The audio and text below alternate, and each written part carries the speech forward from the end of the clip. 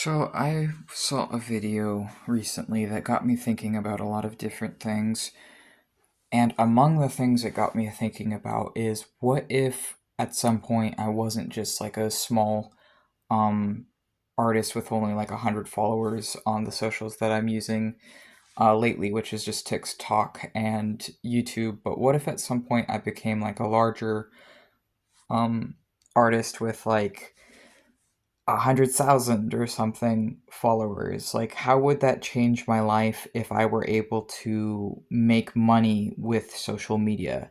How would it change my life if I had like an audience, and that kind of a thing? And I think about the platforms that I had the largest amount of people on engaging with me, which was on Threads, where I had 800 followers, and on Instagram, where I had 500.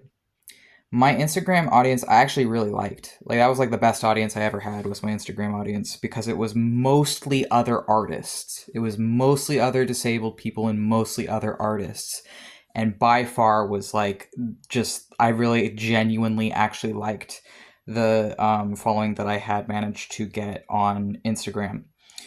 But I stopped using Instagram after, as many artists did. I've heard it estimated that 500,000 artists, 500,000, either stopped using Instagram or straight up deleted their accounts and like deleted all their images and writing and whatever after the or before, just before the policy changes that were to do site wide scrapping for AI generators of all the text, all the images on there. I decided to leave my stuff up and just post way, way less, and now I'm not posting at all there because a lot of my writing that I had on my Instagram is not backed up anywhere else. And the way I had it organized, it wasn't anywhere else. Unfortunately, there was either a bug or something else that messed up our like the way we had our photos organized, and like put stuff that was from like years ago at the top.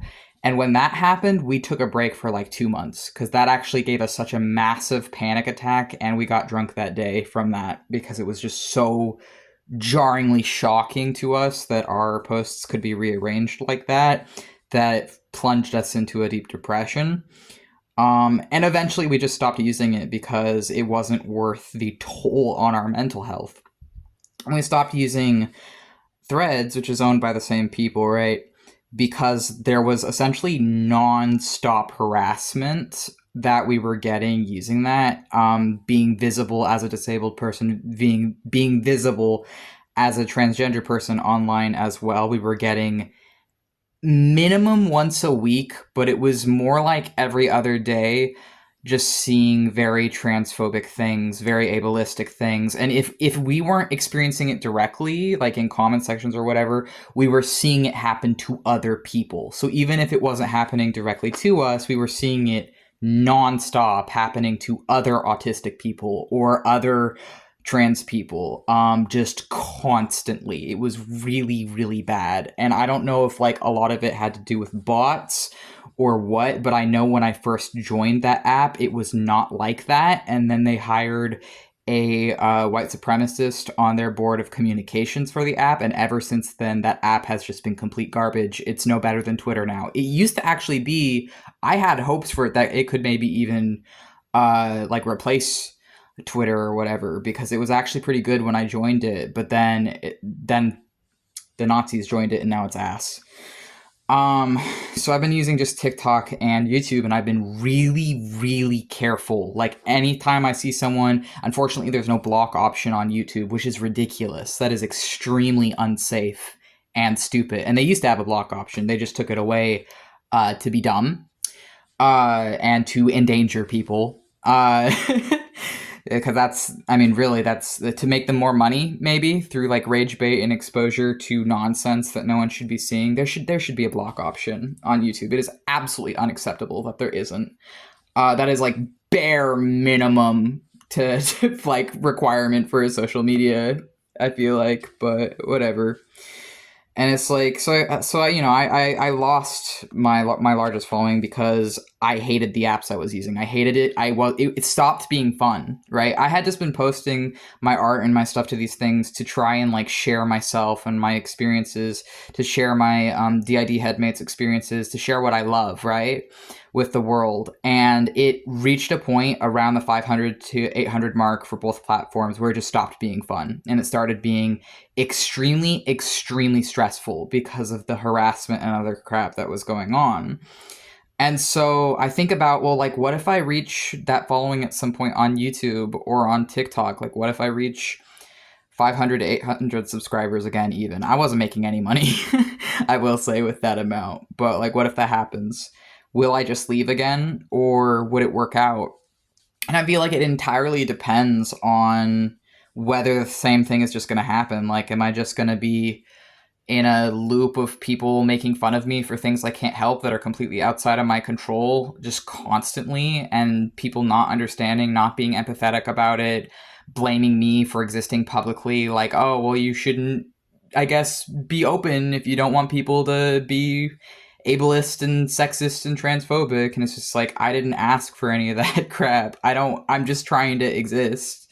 I'm just trying to like share my stuff and exist, right? I feel like I have a right to be here like anyone else does. And it's just really hard because I'm like, I feel like if I did have a large audience, I'd have to get past that like stage of just like having like, I don't know, 500 to 800 followers, and I'd have to, I don't know, probably just censor comments on all my posts or something. That's what I started doing.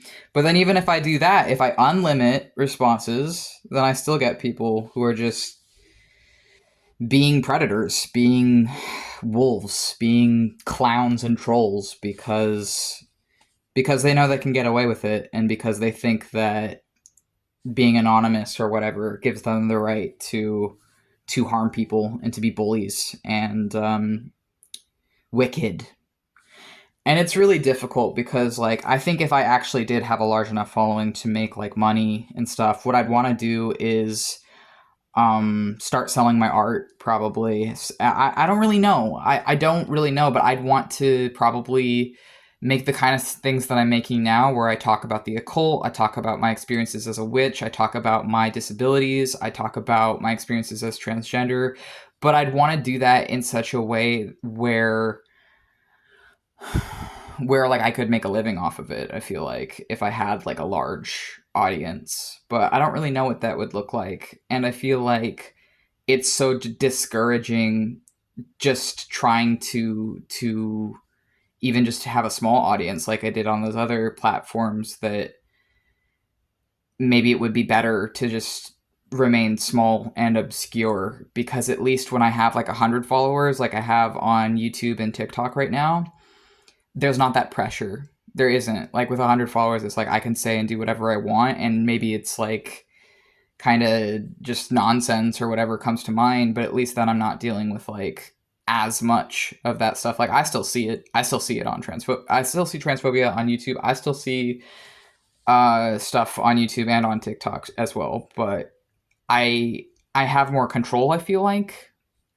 And also with the like hearing my tone of voice, hearing our voice, seeing our face component of the visual video medium, I feel like it makes it a little easier to handle somehow, maybe. I don't know. I guess I'm just like expressing because it feels like there's not really any platform right now that is actually safe for minority artists and people who are just starting out. It doesn't really seem like there is any platform that is actually safe for people like me right now, and I think it really sucks.